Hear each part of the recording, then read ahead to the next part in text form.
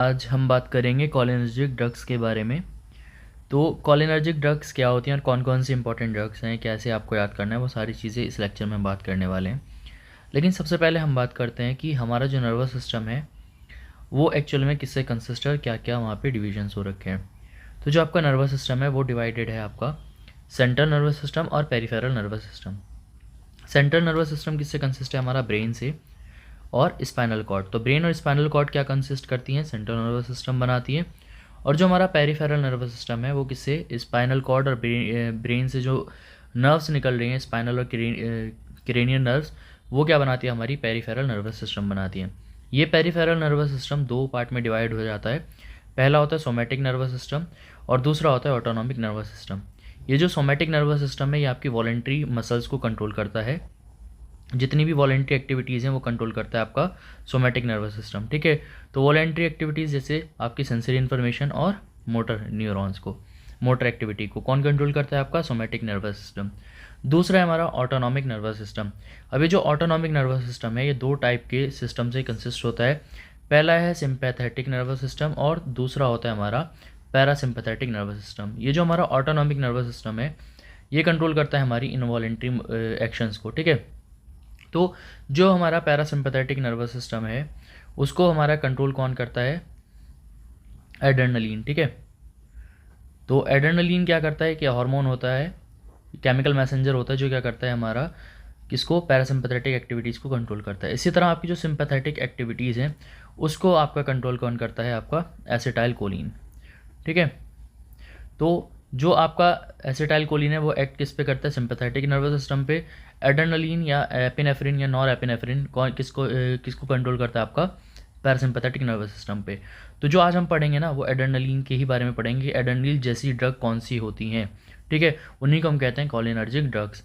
तो देखो यहाँ पे क्या है? कॉलिनर्जिक ड्रग पढ़नी है जो कैसी हैं? पैरासिम्पैथेटोमिमेटिक भी कहलाती हैं।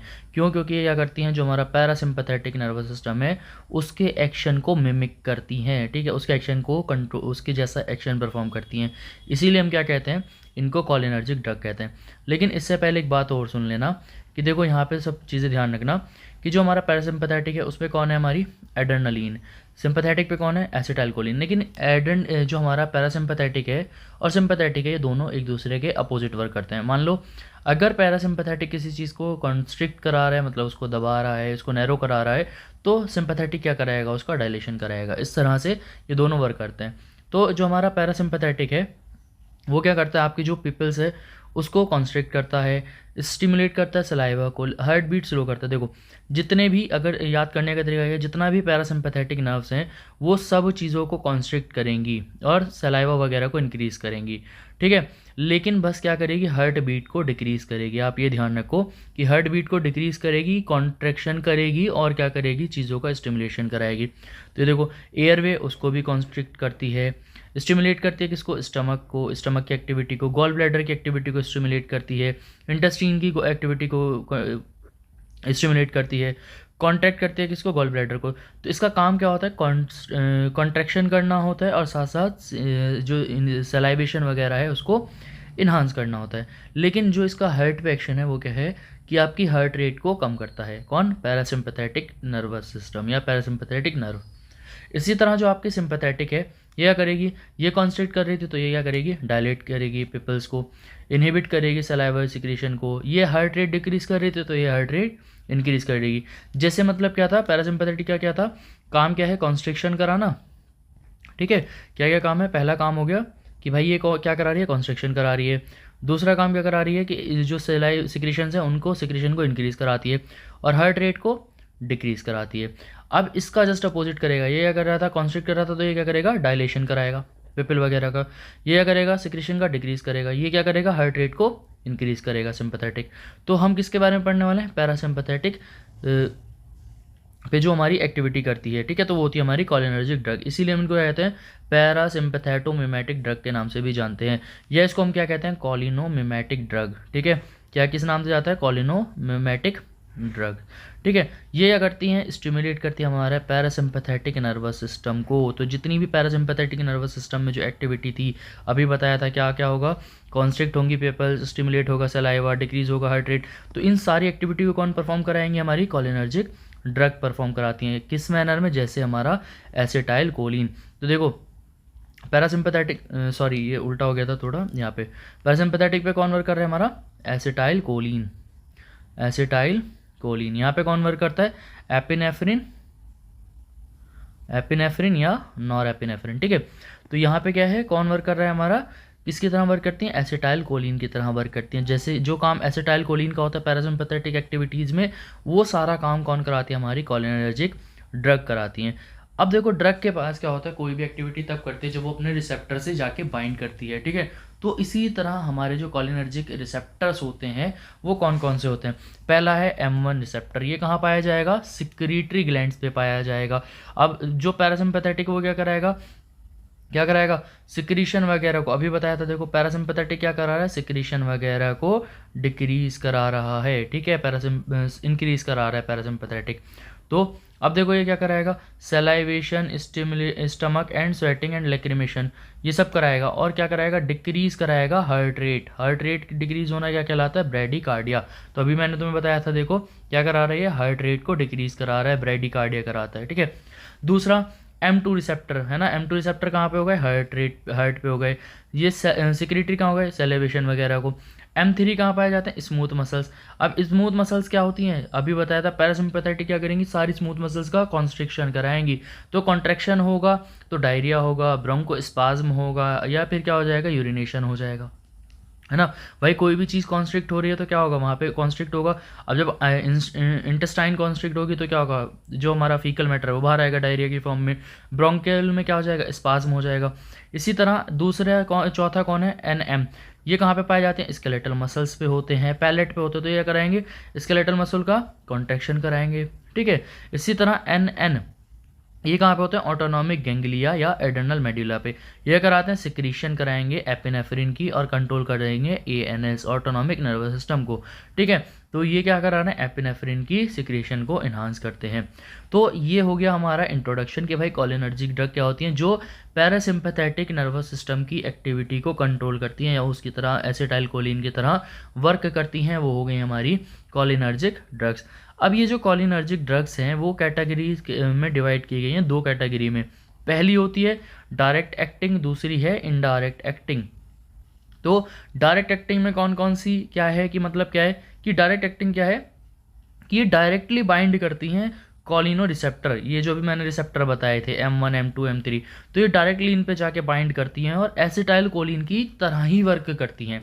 तो मतलब डायरेक्ट एक्टिंग मतलब कि जो भाई किसकी तरह वर्क कर रही हैं, एसिटाइल कोलिन की तरह ही डायरेक्ट वर्क कर रही हैं, वो हो गई मेरी डायरेक्ट एक्टिंग। तो डायरेक्ट एक्टिंग क्या है, they act by binding directly to the cholino receptor. Cholino receptor से जाके डायरेक्टली बाइंड करती हैं और क्या करती हैं, ये एसिटाइल कोलिन की तरह वर्क करती हैं। ये क्या करती हैं, डू नॉट रेडली एंटर। देखो ये सेंट्रल नर्वस सिस्टम या ब्रेन वगैरह पे जाके नहीं करती, ये ब्रेन वगैरह पे इफेक्ट कोई कंट्रोल नहीं होता इनका, ब्रेन वगैरह पे कोई एक्टिविटी नहीं होती है, ये केवल हमारी पेरीफेरल इफेक्ट को ही कंट्रोल करती हैं। ठीक है, अब इसमें कौन कौन सी आ जाएंगी, हमारी जो डायरेक्ट एक्टिंग ड्रग हैं वो दो कैटेगरी में फर्दर क्लासीफाई सब कैटेगराइज किया गया है। पहला है कॉलिन एस्टर और दूसरा है एल्केलॉइड। तो कॉलिन एस्टर में क्या क्या आ जाएगा आपका, एसिटाइल कोलिन आ जाएगा, मिथाकोलिन आ जाएगा, कार्बेकॉल आ जाएगा और बिथेनेकॉल आ जाएगा। तो लास्ट में क्या मिलेगा आपको, कॉलिन। ठीक है, तो एसिटाइल कोलिन, मिथाकोलिन और क्या मिलेगा, कॉल, कार्बेकॉल और बिथेनमिकॉल। ठीक है, इसी तरह एल्कोलाइड्स, एल्कोलाइड्स में क्या जाएगा, मस्करीन आ जाएंगी आपकी, पाइलोकार्पिन आ जाएंगी, एरिकोलाइन आ जाएंगी। तो क्या मिलेगा लास्ट में यहाँ पे, आइन मिलेगा, INE, पाइलोकार्पिन, मस्करीन और एरिकोलाइन। ठीक है, इसी के बाद हम बातें करते हैं कि जो एसिटाइल कोलिन है, इनमें जो दो ड्रग पढ़नी है वो हमें, कुछ ड्रग हैं जो मेन पढ़ने नहीं है। ठीक है, 3 ड्रग यहाँ पे पढ़ेंगे हम। तो एसिटाइल कोलिन क्या है, ये मेन न्यूरोट्रांसमीटर होता है भाई, ऑटोनॉमिक नर्वस सिस्टम का, अभी बताया। कहाँ से रिलीज होता है, न्यूरॉन से रिलीज होता है, पेरीगैंग्लियोनिक फाइबर से, पेरीगैंग्लियोनिक फाइबर पे। इसके बाद है बिथेनिकॉल। बिथेनिकॉल क्या करता है, ये हाइड्रोलाइज नहीं होता एसिटाइल कोलिन एस्ट्रेज देखो, एसिटाइल कोलिन एस्ट्रेज क्या है, ये एक एंजाइम है। ये क्या है, एक एंजाइम है जो एसिटाइल कोलिन को क्या करता है, डी डिग्रेडेशन करा सकता है या उसको ख़त्म करता है। तो भाई बिथेनोकोल क्या होता है, अगर इस पे एसिटाइल कोलिन एसिटाइल कोलिनस्ट्रेज भी वर्क नहीं कर पाता इस पे, तो क्या होगा, ये इसका हाइड्रोलिसिस नहीं होगा और ये एसिटाइल कोलिन की तरह वर्क करता रहेगा। ये एक्शन कैसे करता है, ये डायरेक्टली कहाँ पे जाएगा, एम रिसेप्टर पे जाएगा, और एम रिसेप्टर पे जाने के बाद क्या करा देगा, उसकी इंटेस्टाइनल मोटिलिटी को इन्हांस कर देगा, उसकी टोन को इन्हांस कर देगा।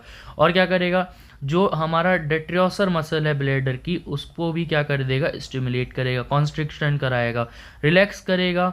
ठीक है, और किसको, स्पिंचर को रिलैक्स कर देगा, जिसकी वजह से क्या होगा, यूरिन का एक्सपल्शन होगा, यूरिन का बाहर फ्लो होगा। ठीक है, तो कहाँ कहाँ पे दे सकते हैं भाई, अगर किसी का पेशाब रुका हुआ है, यूरिन नहीं निकल रहा, तो हमें यूरिन को पास आउट कराना है, तो वहाँ पे दे सकते हैं कि भाई यूरिनरी रिटेंशन है, तो वहाँ पे क्या दे दो, बिथेनोकोल दे दो, काम हो जाएगा। ठीक है, post surgical atony of the bladder, ठीक है, तो वहाँ पे देना है पोस्ट यूरिजिकल एटॉनी। ठीक है, जीआई ट्रैक में दे सकते हो। ठीक है, जीआई ट्रैक पे कैसे, किसी को मतलब मान लो जैसे यूरिनरी रिटेंशन है, इसी तरह फीकल रिटेंशन हो गया, तो भाई उठा के दे दो बिथेनोकोल, ऐसा नहीं है मतलब। ठीक है, लेकिन वहाँ पे इसका यूज़ बताया गया है। इसके बाद है हमारी पाइलोकार्पिन। तो पाइलोकार्पिन क्या है, ये भी एक एल्कोलाइड है जो कैसी होती है, लिपिड सॉल्यूबल है। ठीक है, ये लिपिड सॉल्यूबल है और क्या करती है, स्टेबल करती है टू हाइड्रोलिसिस बाय कोलिनेस्ट्रेज। ठीक है, इसका यूज़ कहाँ किया जाता है, ग्लूकोमा में किया जाता है। ये ग्लूकोमा क्या है, आगे पढ़ेंगे क्या क्या कौन सी डिजीज़ है और क्या क्या वहाँ पे मेडिसिन देखने को मिलती हैं।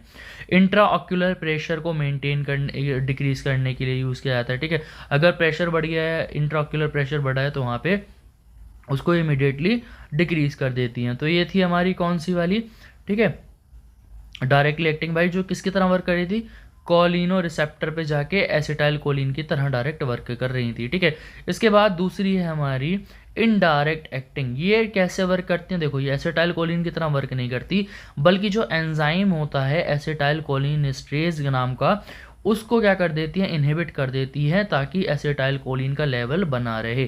ठीक है, लेवल सबके निकलेंगे। तो they act through inhibition of acetyl choline esterase. तो एसिटाइल कोलिन एस्ट्रेज का क्या कर देती हैं, इनहिबिशन कर देती हैं, ताकि क्या हो, वहाँ पे इंक्रीज रहे कौन, एसिटाइल कोलिन का लेवल। ठीक है, accumulation of acetylcholine then occur which enhance activation of nicotinic and muscarinic receptor। जब जाहिर सी बात है भाई क्या रहेगा, वहाँ पे एसिटाइलकोलिन बढ़ा रहेगा, तो जो हमारे निकोटिनिक और मस्करिनिक रिसेप्टर्स हैं उनकी एक्टिविटी क्या रहेगी, इन्हांस रहेगी। अब ये भी दो कैटेगरी में फर्दर क्लासीफाई किए गए हैं, पहला है रिवर्सिबल और दूसरा है इरिवर्सिबल। तो रिवर्सिबल में कौन आ जाएगा हमारा, नियोस्टिग्मीन, फाइसोस्टिग्मीन, पायरिडोस्टिग्मीन, एंडेरोफोनियम टेक्रीन। ठीक है, अब इरिवर्सिबल में कौन आ जाएगा हमारा, डिफ्लॉस, पैराथियोन, टैबुन और सेरिन, ये हमारे आ जाएंगे। अब इनमें से मेन ड्रग कौन सी याद करनी है, वो अब हम पढ़ते हैं। तो हम बात करें किसके बारे में, फाइसोस्टिग्मीन के बारे में। तो फाइसोस्टिग्मीन कहाँ पे, ये क्रॉस कर जाती है ब्लड ब्रेन बैरियर को। ठीक है, मतलब हमारे सेंट्रल नर्वस सिस्टम पे भी वर्क करती है। ठीक है, ये कैसी होती है, मोर लिपिड होती है, और इसको हम एंटीडोट की तरह भी यूज़ करते हैं, किसमें, एंटी कोलिनर्जिक ड्रग्स में। अब भी हम पढ़ रहे हैं कोलिनर्जिक ड्रग, जब मैं पढ़ाऊंगा एंटी कोलिनर्जिक ड्रग, तो एंटी कोलिनर्जिक कौन होती हैं, जो सिंपैथेटिक एक्टिविटी पे की तरह वर्क करती हैं, या आप कह सकते हो जो एसिटाइल कोलिन की एक्टिविटी को कम करती हैं। मतलब देखो क्या है, एसिटाइल कोलिन, वहाँ पे ऐसी डोज ड्रग दे दी तुमने कि जिसने एसिटाइल कोलिन की एक्टिविटी को कम कर दिया, एंटी कोलिनर्जिक थी, तो उसमें क्या दोगे तुम, कोलिनर्जिक ड्रग दोगे, ताकि उसकी एक्टिविटी थोड़ी बढ़े।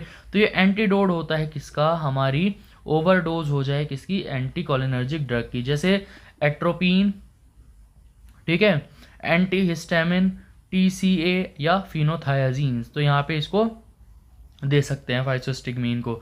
इसके बाद दूसरी है हमारी पायरिडोस्टिग्मीन। पायराइडोस्टिग्मीन कहाँ पे, ये क्या है, मेंटेनेंस ड्रग होती है, मेंटेनेंस ड्रग ऑफ चॉइस है, जो पेशेंट किससे, मिस्थीनिया ग्रेविस से पीड़ित है। तो मिस्थीनिया ग्रेविस में ड्रग ऑफ चॉइस कौन सी है, हमारी पायरिडोस्टिग्मीन। ठीक है, इसके बाद हम बात करते हैं एक ड्रग और नियोस्टिग्मीन के बारे में। नियोस्टिग्मीन क्या है, ये प्रोटोटाइप की होती है, anti cholinergic use for long term treatment. Proto drug क्या होती हैं, ये मैं प्रीवियस लेक्चर्स में बता चुका हूँ, लिंक मैं दे दूंगा, वहाँ से आप देख लेना। ठीक है, तो ये कैसे है? प्रोटोटाइप एंटीकोलिनर्जिक यूज़ होती है कहाँ पे? लॉन्ग ट्रीटमेंट के लिए, जैसे मिस्थीनिया ग्रेविस की लॉन्ग ट्रीटमेंट में, ठीक है। और किसकी तरह यूज़ की जाती है? एंटीडोट की तरह यूज़ की जाती है ट्यूबोक्यूरेनाइन की ठीक है।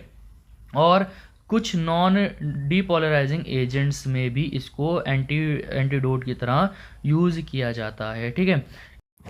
तो ये था आज के इस लेक्चर के बारे में, जिसमें हमने पढ़ा कॉलिनर्जिक ड्रग्स। पूरी डिटेल में हमने कॉलिनर्जिक ड्रग्स पढ़ी हैं। आई होप आपको लेक्चर पसंद आया होगा। नोट्स का लिंक मैंने डिस्क्रिप्शन बॉक्स में दिया है, आप वहाँ से जाके डाउनलोड कर सकते हो। मिलते हैं नेक्स्ट वीडियो में। Thank you.